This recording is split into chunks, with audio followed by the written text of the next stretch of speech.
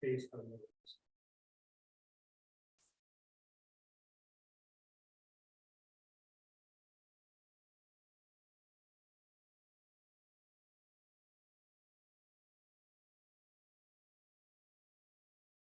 Are we? And we're back live online and we're streaming. So we will reconvene the meeting at this point in time at 7:46. And the next motion is coming from Deputy Mayor Foti, seconded by Councillor Jameson. Council approved the award of contract for compensation review of non-union employee positions to Gallagher Benefit Services in the amount of $30,980. Obviously, it's getting late already. So motion is on the floor up for discussion. I don't see any hands. Oh, I do see a hand. Councillor Lackey, go ahead. Sorry, we're into SR 140-23. It's the 140-23 RFP ADM 2023 For our compensation. Correct. Yes, please. So just for clarification, why aren't we doing this in-house? Reason I'm going to ask this question is the CAO basically is the top dog here, and I would hope is going to have the input on how things work here, and it's kind of your responsibility on the trickle down of the staff here. And why it says in the last paragraph, I haven't got the report up, but anyway, it uses the term benchmarking. And I think in that paragraph, if I remember, it's saying it's going to reach out to different municipalities with council's remuneration.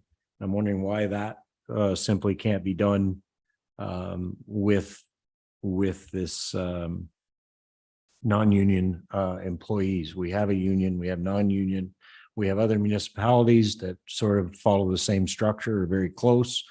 So I guess we have HR, we have the CAO, and again, we have various things within AMO, like within the other municipalities have that information available to us as well. Why are we spending this kind of money? Okay, I'll have the CAO answer. thank you, Your Worship. Through you, this project was approved through the 2023 budget process. So this has already been discussed by council. So they knew this was coming down the pipe. The work that's required from the consultants involves a review of all the job descriptions, the job evaluation system, the review of the salary grids, review of our compensation approach to ensure that it complies with pay equity requirements. There's also a review of our salary policies and procedures, and there is benchmarking that's being done. The consultants that Gallagher Benefits and Services have access to way more data of what's out there in the marketplace than just me phoning around to the CAOs that I know and say, what do you pay for people at different jobs? I think at the end of this process, we'll have a robust report with recommendations on all of the things that I've mentioned. It also lends a little bit of credibility. If I go to staff and say, you're paid well, that's one thing. If we've got an independent consultant who was benchmarked however many different municipalities and they say, you pay well, that carries a lot more weight with staff. So I think, and the public as well. If I'm being, if I look at this and I look at our salaries, I don't think there'll be any major adjustments to anybody's salary. I think my impression is that we do pay in a competitive manner with what other municipalities are doing. It's just nice to have somebody on side to do the legwork to confirm all that. And there might be some areas that maybe we do, in order to remain competitive, we'll have to look at an adjustment to the compensation system for a particular position or two. But until the work is done, that would be great. We also have, you get sick of hearing of it. I've got an awful lot on my plate, as does everybody here on staff. Melanie's busy with all the HR stuff. this to have somebody that can devote the horsepower to get this work done, it'll get done a lot quicker and more efficiently than if it's managed off the edges of our desks on whenever we have time to do it. So, you know, that's kind of the where I see things in a nutshell. Councillor Lucky. Thank you, Mr. CEO, for the explanation. I appreciate that. Just, I don't like it whenever you start and say, well, it was already approved at budget. We know it was approved at budget, but this is why it's here, is because we get another chance to make sure that, you know, budget is as we all know, is a guiding document which can change, and we don't want to always, if it was just as easy as passing the budget and we're done for the year, hey, I'm in. Thank you. We wouldn't be here. Just to clarify my remarks, I wasn't inferring that, you know, your question was improper because this was already covered in the budget. I was just reminding council that we did plan this project. It wasn't just something that we've invented. So, and there was some line of sight on council, but I wasn't trying to, please don't infer anything into my comment on that. So we'll have Councillor Jameson, Councillor Fody, and then Councillor maybe. I recall the discussion around this being quite robust, particularly with respect to the situation we're in now with a unionized complement within our structure. And the concerns that were raised, whether they would happen or not, that while on the one hand, our staff would be negotiating, our senior staff would be negotiating with the unionized players in the context, and yet there didn't seem to be a framework in place with respect to the non-union administrative staff. So it struck me at the time that this made a lot of sense, because then there is a framework within which council is comfortable, can be comfortable with a structure that serves staff. At least I certainly would be more comfortable knowing that somebody out there looked at it and said, this is probably the route you should go, and it's making recommendations to us, not to staff, with respect to the staff. So it makes sense to me now as it did at the time. And it also means that, and I know the nature of union negotiations means, you know, people always want to know what management's getting. So it's and is management having to have a discipline applied to it, as do the unionized players, and that's age old. So this does firm things up in my mind, and I'm comfortable with it. And I take Councillor Lackey's point about here's more money we're going to spend, but I think it'll pay off in the end, and hopefully generate some confidence among our residents. Thank you. Councillor Fody. Thank you, Your Worship. I'm going to reiterate, but I won't, I guess I should say, to Councillor Jameson's points. I remember well that same discussion we had, and we didn't know where to pinpoint raises or non-raises to the non-unionized employees. It left us in a bit of a quandrum, and we don't want to be seen as the staff that we have and they're not properly compensated. I also remember previous conversations when we were hiring new positions in that, and we quite frankly, none of us actually knew where the dollar figure would fall to that particular position. So we guesstimated, no different than we did on this RFP here. We guesstimated 40,000. It was quite nice that it came in at what was it, $9,110 less than the winning one. So I agree with Councillor Jameson that we need to know where we stand, and more importantly, the staff needs to know where they stand. Thank you. Councillor maybe. Thank you, Madam Mayor. I was just questioning this particular company that has been chosen. Are they local? Are they out of the way, or have they also, how long have they been doing this type of work? Ms. Cook. Sorry. Thank you, and through your worship. Gallagher has been working with municipalities from United County, Leeds and Grenville to the county of Renfrew. They are local, and in fact, one of the consultants is including in her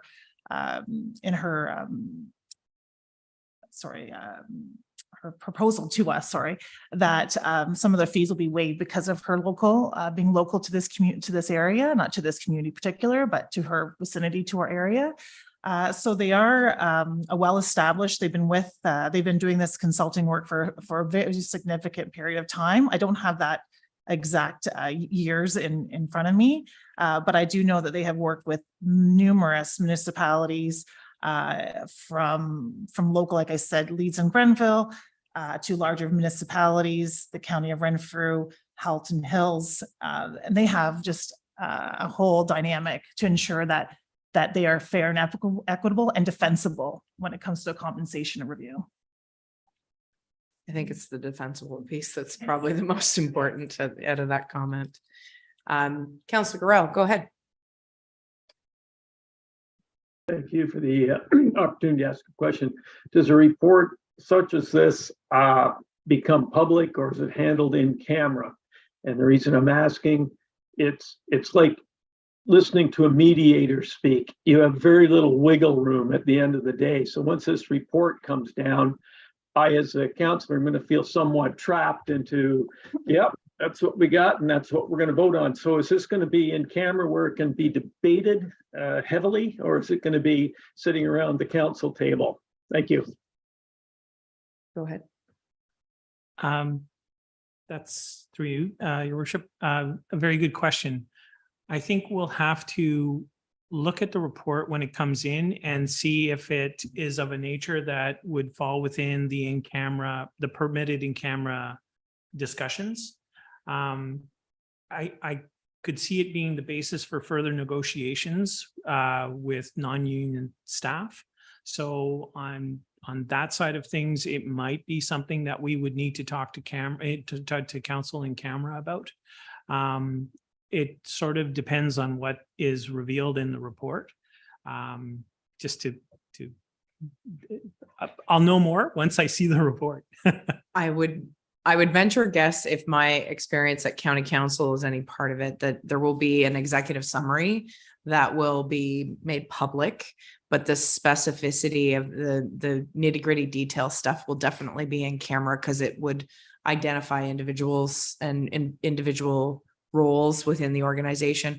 And it's not like we have 3 directors of planning and 4, HR people, that sort of thing. So it would be identifiable. So my guess is the executive summary will be brought out to the in open, but the details would be in camera.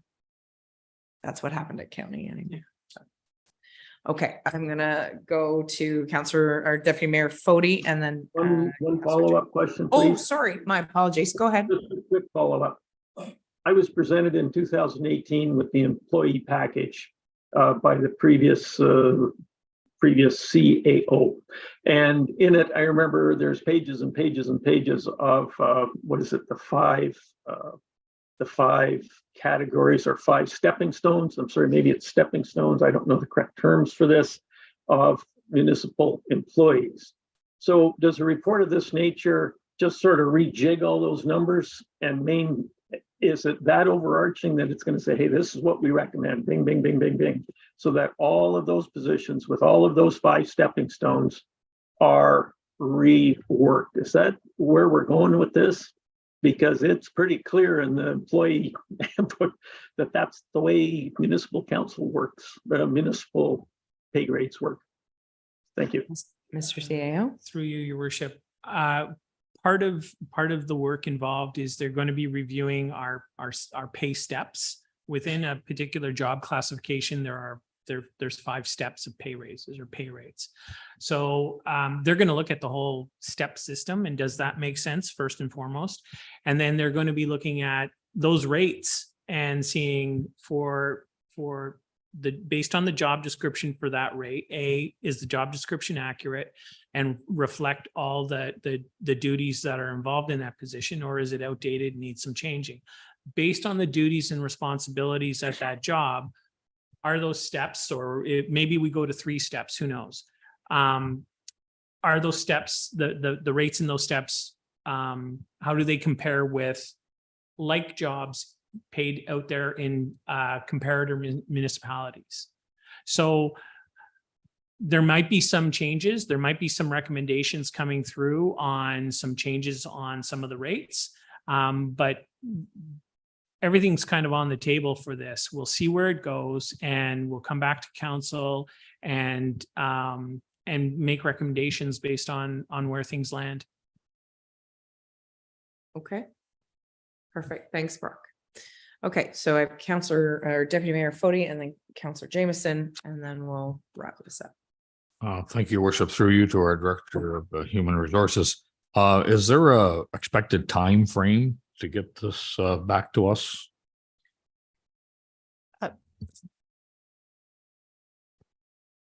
Thank you. Through your worship, the goal is to have everything completed by December to get into a new budget year, to understand what the impact or what the comparisons reveal.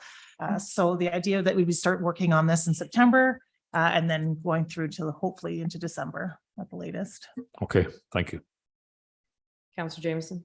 I think it's already been answered by the CAO, Your Worship, but reading the text again, I took some, I'll say, comfort in the fact that there is going to be an effort to do comparables to other jurisdictions with the actual job specs themselves. It isn't just a compensation study.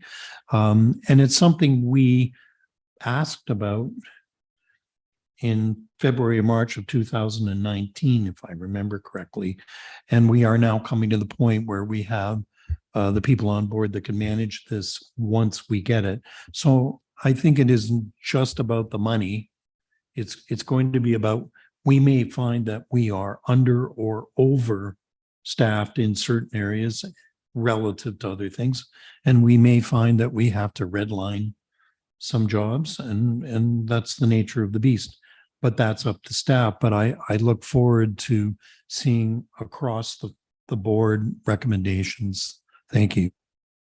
CAO. Sorry, just to clarify, this isn't a staff rationalization exercise. This is simply a job compensation review. It's not looking at staffing levels and nobody's jobs on the line here as a result of this thing. It's just basically compensation and ensuring that our compensation systems are compliant with legislation, pay equity. We have a robust job evaluation system. Again, that's defensible, and that our policies and procedures reflect best practices. We're not looking at staffing levels by any stretch on this exercise. Go ahead. Okay, I'll just throw this line at you, and I take you at your word, but when I see will entail the review and update of non-unionized job descriptions. Right.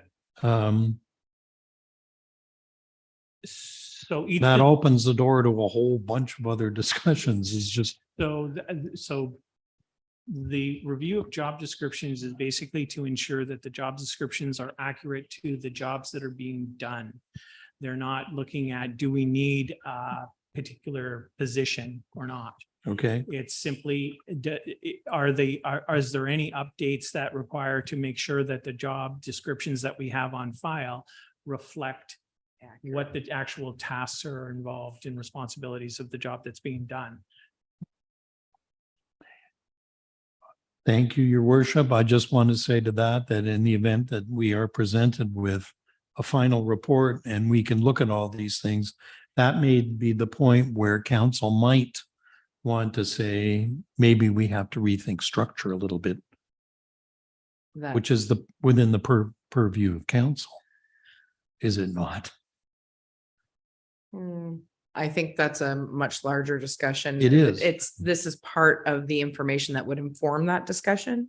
However, the intent of this review is not for structure discussion, but rather compensation and job description, to the point that the CAO made about, are the job descriptions accurate? Are people getting paid to do the job that they were hired to do, or are they doing a lot more, or maybe they're not doing as much? And that's meaning their job description is shifted since they've been here. I think that's more about clarity than anything else.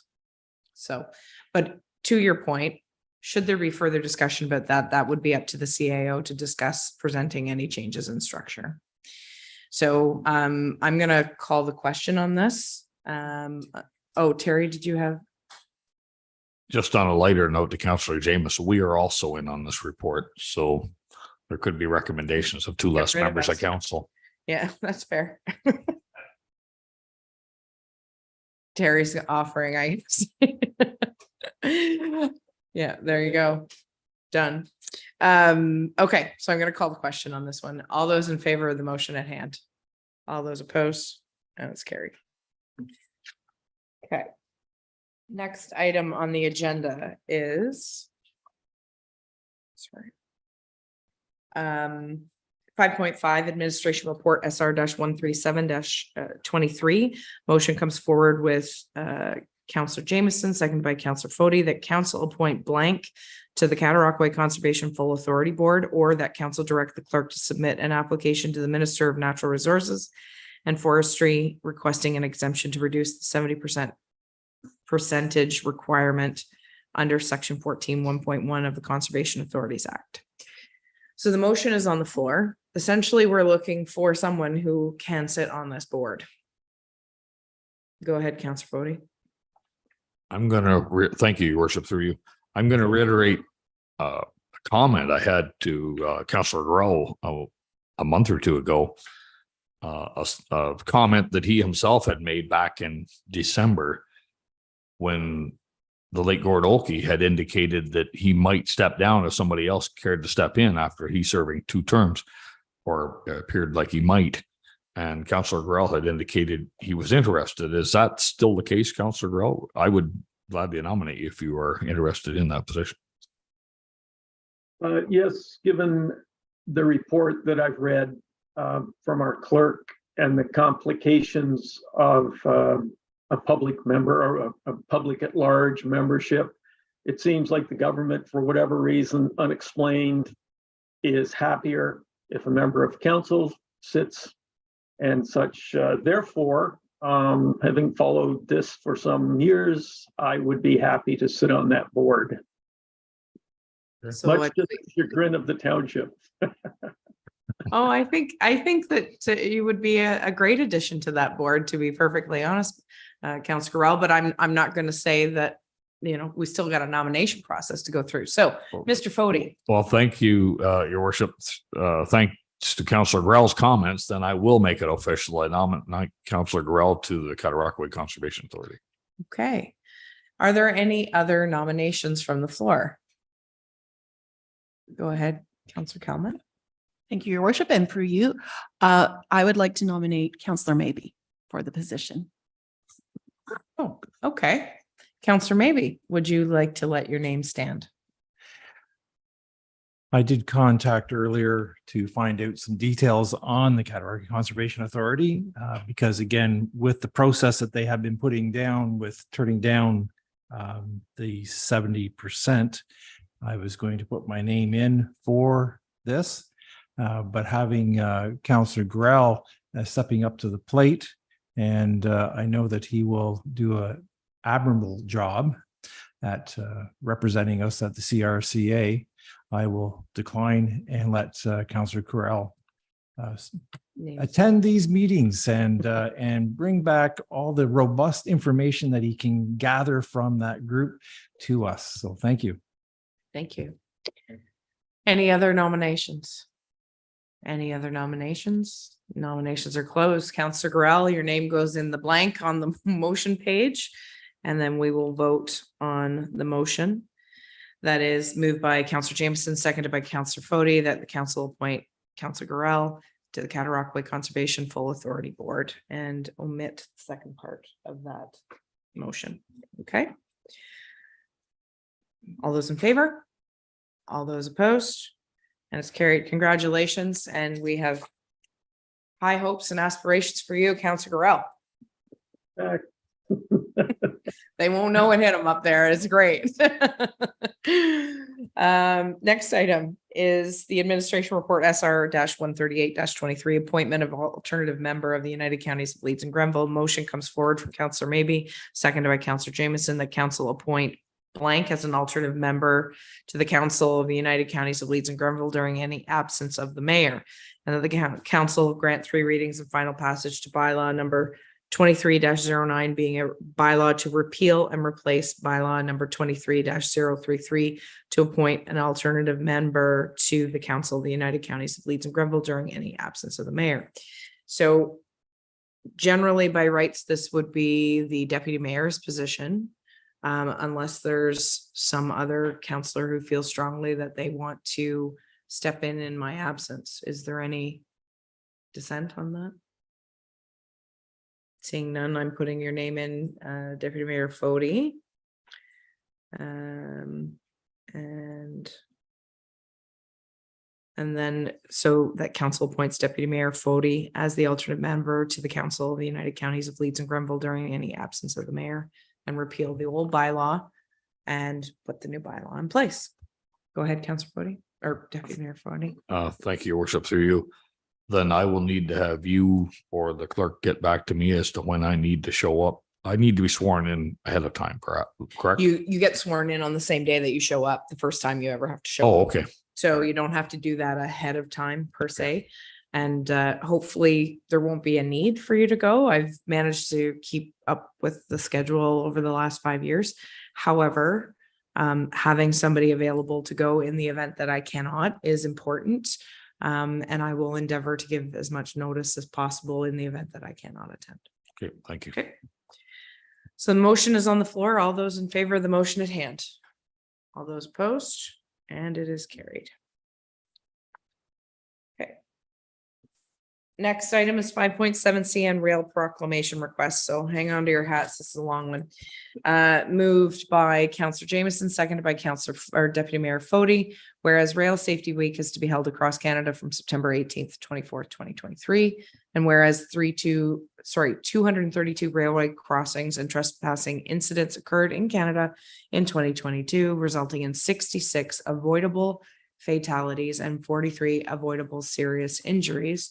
And whereas educating and informing the public about rail safety, reminding the public that right-of-ways are private property, enhancing public awareness of the dangers associated with highway rail grade crossings, ensuring pedestrians and motorists are looking and listening while near railways, and obeying established traffic laws will reduce the number of avoidable fatalities and injuries caused by incidents involving trains and citizens. And whereas Operation Lifesaver is a public-private partnership whose aim is to work with the public, rail industry, governments, police services, media, and others to raise awareness for rail safety. And whereas CN has requested the Township Council to adopt this resolution in support of its ongoing efforts to raise awareness, save lives, and prevent injuries in communities, including our municipality, it is hereby resolved to support National Rail Safety Week being held from September 18th to the 24th, 2023. Discussion on the motion. Go ahead, Councillor Lackey. Thank you, Your Worship. Is this going to include the safety to drivers on our roadways as well? I think that's a very fair question, actually, Councillor Lackey, but the way it's written is about people trespassing and going on the track. So Councillor, maybe go ahead. Thank you, Madam Mayor, and through you, not much different than Councillor Lackey just talked about is, they talk about impacts to population. Well, they impact our population, and with notification of their actions, it would be nice if they could do that for us. They want us to do this resolution or proclamation, which I'm very accustomed to doing myself, but certainly they're asking us to heed them, but they're not heeding us in some instances, as well as, they talk about the safety. And if you drive down the 401, you'll find there are poles and wires all over the place. They even have them propped up by 2x4s now. So why are they not helping themselves with the safety of their own equipment? And we just certainly don't want to see a derailment in our area. So I still support this, and I will, because I think the safety is there. But the impact that they take upon themselves without notification to property owners, as in taking out rail lines or the crossings that have been there for years and years and years, again, have impacted some people around my area. And I'm sure they're not the only ones. And to that point, even our drainage from their third crossing main put it here at Lansdowne. So again, they're asking us to do one thing and then they don't help us out. So it's just a note to the CN. Thank you. It is on the record, both of you, as it should be. I will ask for, I'll call the question. All those in favor? All those opposed? And we're carried. I do have somewhat of an update, which in the mayor's update, I'll talk about CN and what went on at AMO. So there's a number of information items. Integrity Commissioner report, letter from the Ministry of Solicitor General. And so the motion is that Councillor Kelman, I had to double check that, the signature, and Councillor Lackey, seconded by Councillor Lackey, that the information items be received and filed. Or is there any discussion on the information items? I see no hands, so I will call the question. All those in favor? All those opposed? And that is carried. Now, next item is in camera. So moved by Councillor Kelman, seconded by Councillor Lackey, that council adjourn to go in camera in order to discuss an item that relates to advice that is subject to solicitor client privilege, including communications necessary for that purpose, litigation matters, verbal update. So I'll call the question on this motion and then we can go in camera. All those in favor? All those opposed? And we're carried. So that will be it. And then